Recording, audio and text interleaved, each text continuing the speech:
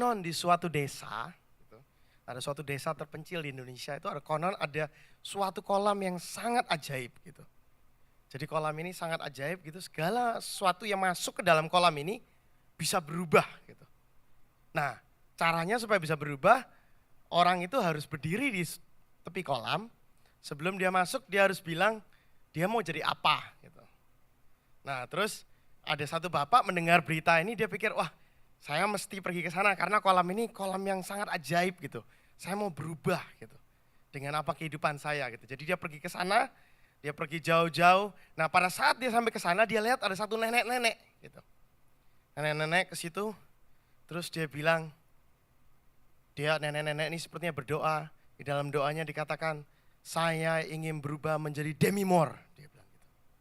Terus habis gitu nenek-nenek ini nyemplung dalam kolam, jebler masuk ke dalam kolam. Setelah keluar lagi ternyata sudah berubah mukanya seperti demimor. Nah, bapak ini melihatin, wah hebat sekali ya. Terus dia lihat lagi ada satu bapak lain gitu juga berdiri di tepi kolam. Bapak ini juga berdoa dengan kata-katanya dikatakan, saya mau seperti Tom Cruise, dia bilang. Terus habis gitu dia jebur, plung masuk ke dalam kolam. Nah setelah dia masuk ke dalam kolam, ternyata waktu dia keluar, mukanya seperti apa? Tom Cruise, saudara. Benar-benar terjadi ajaib. Jadi bapak ini akhirnya bersyukur. Dia mikir, wah dahsyat sekali nih kolam. Oke deh, kalau gitu saya juga mau. Saya mau ingin jadi, dia kebentuk batu. Anjing, dia bilang. Terus dia masuk. Keluarnya apa saudara? Anjing, haleluya. Jadi dalam kehidupan kita seringkali apa yang kita katakan itulah yang terjadi dalam kehidupan kita saudara. Seringkali kalau penuhnya, contoh ini penuhnya dengan kata-kata yang seperti itu, keluarnya juga seperti itu saudara. Nah pagi hari ini kita akan belajar firman Tuhan tentang suatu unshakable generation. Di dalam unshakable generation saya berikan judul, ini komputer masih belum jalan, saya berikan judul Unshakable Dream. Gitu. Unshakable Dream judulnya More Than Just a Dream. Mungkin ada kali ya di situ, saya udah kasih juga. I don't know, it's not working. More than just a dream gitu ya. Jadi setiap orang pasti memiliki dream saudara. Waktu kecil ingat gak kalau misalnya dulu ada iklan Blue Band gitu. Kamu nanti besar mau jadi apa gitu. Wah dia bawa plane-nya, dia katakan saya mau jadi astronot gitu. Mungkin saudara punya pemikiran dulu kecil, saya mau jadi guru, saya mau jadi dokter. Setiap orang punya dream. Ya, setiap orang juga punya dream gitu. Jadi hari ini kita akan belajar lebih dari sekedar impian, more than just a dream. Dalam kehidupan kita bagaimana supaya kita itu bisa dalam kehidupan kita, kalau kita mempunyai impian, Tuhan itu bisa memberikan impian itu di dalam kehidupan saudara. Dan juga Tuhan akan memberikan lebih daripada apa, tidak hanya sekedar impian, tapi impian yang Tuhan taruh dalam kehidupan saudara. Dan saudara bisa fulfill that dream yang Tuhan taruh. Oke, slide kedua. Dikatakan ada gambar di sini, ada 4 anak gitu. Kalau masih kanak-kanak seringkali kita punya dream gitu. Nah di situ ada gambarannya, yang satu memikirkan, oh aku kepengen punya rumah di pinggir gunung gitu, yang besar gitu. Yang satu lagi mikir, oh aku nggak tahu besok gede mau jadi apa. Yang satu lagi mikir, wah aku mau kepengen punya Honda, punya mobil. Yang satu mikir, wah aku mau jadi artis, gitu, model. Jadi setiap anak juga ada begitu. Nah terutama sekali perempuan saudara. Perempuan juga mempunyai suatu idaman gitu ya. Jadi dari kecil mereka, ini dikatakan dari kecil perempuan itu sudah katanya umur 5 tahun sudah mulai memikirkan bagaimana mereka nanti mau menikah itu seperti apa. Jadi waktu umur 5 tahun mereka punya Barbie doll. Barbie dollnya juga ada Barbie tapi juga ada Ken.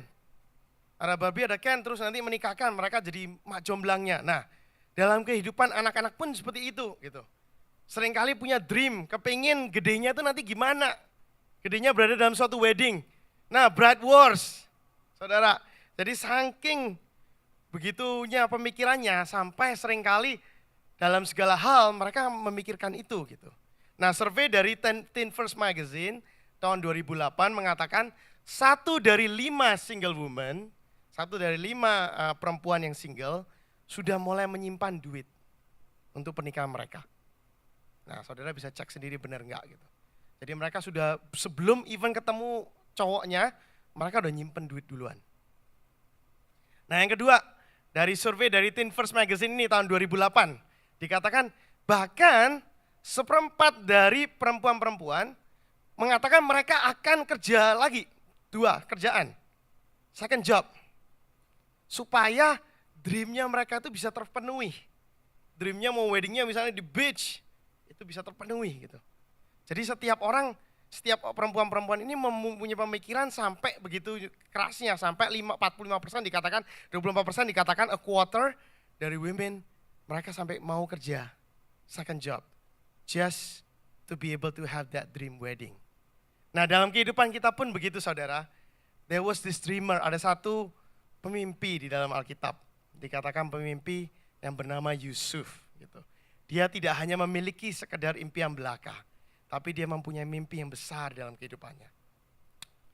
Kita buka sama-sama, untuk kita mengerti kehidupan Yusuf terlebih dalam, kita akan mempelajari latar belakang Yusuf terlebih dahulu, supaya kita mempunyai pengertian yang jelas tentang Yusuf. Gitu.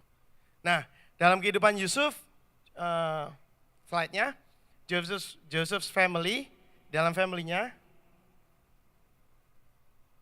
keluarga Yusuf, yang pertama adalah keluarga Yusuf hidup di dalam penipuan. Buka Kejadian 29, kalau saudara membuka mulai Kejadian 27, kita nggak usah buka, tapi saya bacakan saja, dimulai dari ayahnya, kehidupan ayahnya Yakub. Kejadian 27 menunjukkan bagaimana Yakub menipu Ishak.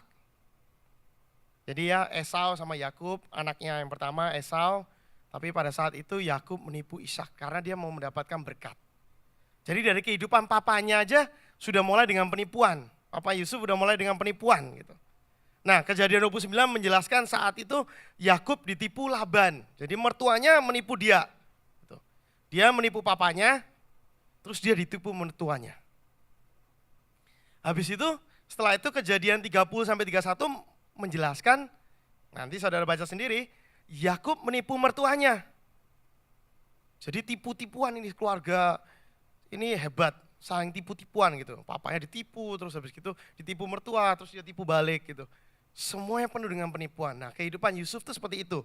Kejadian 30 ayat 25 mengatakan, di situ ada di slide, setelah lahir Rahel melahirkan Yusuf, berkatalah Yakub kepada Laban, izinkanlah aku pergi supaya aku pulang ke tempat kelahiranku dan ke negeriku. Nah, di sini kita bisa belajar, saya garis bawahi, setelah Rahel melahirkan Yusuf. Jadi di dalam semua penipuan yang terjadi ini, Yusuf tuh lahir di situ. Di dalam segala kekacauan yang terjadi dalam keluarganya, penipuan-penipuan yang terjadi ini, kan tadi saya bilang ayat 30-31, Yakub menipu mertuanya. Pada saat sebelum dia menipu mertuanya pun, anaknya itu udah lahir. Jadi dia menabur benih ini sudah dalam kehidupannya. Yakub ini menabur benih penipuan di dalam kehidupan Yusuf. Yang kedua, kalau kita pelajari keluarga daripada Yusuf. Keluarga Yusuf tercemar dengan sakit hati dan dendam. Ada ayatnya di situ, Kejadian 34 ayat 2 mengatakan, ketika itu terlihatlah ia, ini sisternya Yusuf, Dina anak Lea, oleh Sikem anak Hemor, orang Hewi, raja negeri itu, diperkosa, lalu Dina itu dilarikannya dan diperkosanya. Jadi ada satu orang lihat Dina ini gitu. Dan satu orang ini raja di negeri itu, dia suka. Nah karena suka, terus dilarikan, diperkosa perempuannya. Nah, respons daripada pada saat itu Kejadian 34-25 mengatakan anak-anak Yakub habis itu saking marahnya mereka menipu. Mereka menipu orang-orang ini. Memang tipuan ini runs in the family, bapaknya menipu, mertuanya menipu. Ya, jadi akhirnya juga anaknya pun menipu. Dia mengatakan pada orang itu, "Ya, kita mau," karena orang itu akhirnya jatuh cinta dengan Dina yang diperkosa.